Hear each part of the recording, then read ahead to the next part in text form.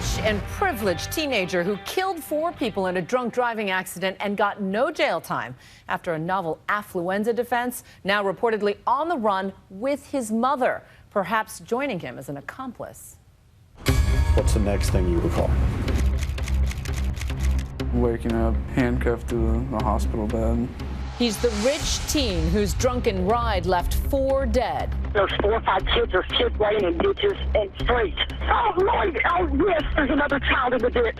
Oh, my God. This guy killed 4 people, paralyzed another. And famously sparked the so-called Affluenza defense. Affluenza. Affluenza. Too rich for jail. She is the doting mom who infamously didn't rein him in. When's the last time you recall disciplining Ethan for anything?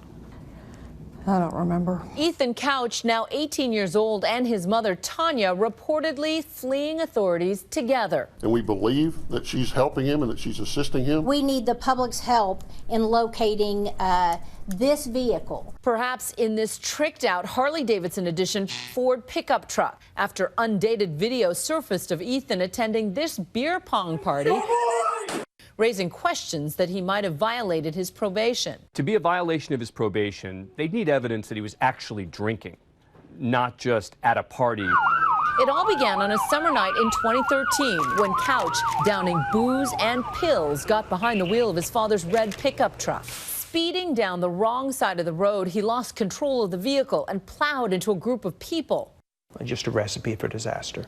Richard Alpert is the assistant district attorney who charged Ethan with 4 counts of intoxication manslaughter. Alpert wanted the poor little rich kid to do some big boy time. We were hoping for and asked for 20 years. But Ethan pled guilty and then, during sentencing, adopted an unusual defense. Affluenza. He got up there and he talked about the fact that the reason for this crime was he was a child of privilege and his parents didn't say no to him. The juvenile court judge sentenced Ethan to 10 years probation and time in rehab. 4 dead, 9 injured, and not a single day behind bars. What I really hate about this is not the nagging sense of wrongdoing and injustice.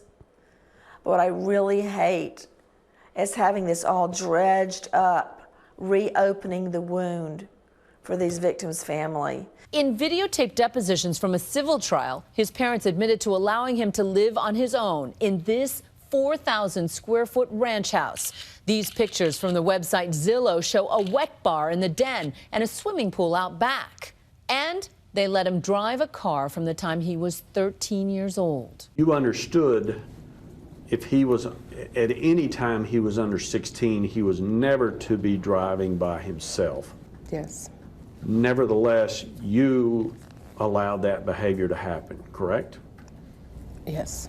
Now, has Ethan's mom gone so far as to enable his escape? If we can find out that she helped him at all, I assure you we will file criminal cases against her. Ethan's father, Fred Couch, is cooperating with authorities, telling them he hasn't heard from either of them in 2 weeks. I promise you, he is being tapped and surveilled, his money transactions, his cell phone, his home phone, like nobody's business tonight. They are watching to see if he's transferring money to them. Not so much for his wife, they're estranged, but his baby boy. Following that trail could lead authorities to exactly where Ethan and Tanya may be hiding out. You got to find the money. You find the end of the money, you find the kid. Bottom line. But that won't help much if they've left the country. There are around 100 countries that do not have an extradition treaty or agreement with the United States. And if they're caught, first-time charges for Tanya could be stiff. The mother may very well face jail time of her own. In some jurisdictions, that's up to 10 years, depending on the degree with which you aid and abet the fugitive. And Ethan may face what critics said he deserved long ago. In my opinion, he belongs in big boy jail. He belongs in an adult prison. Let him get a taste of real prison and real adult justice, and maybe let him know that money and privilege don't buy you out of every circumstance.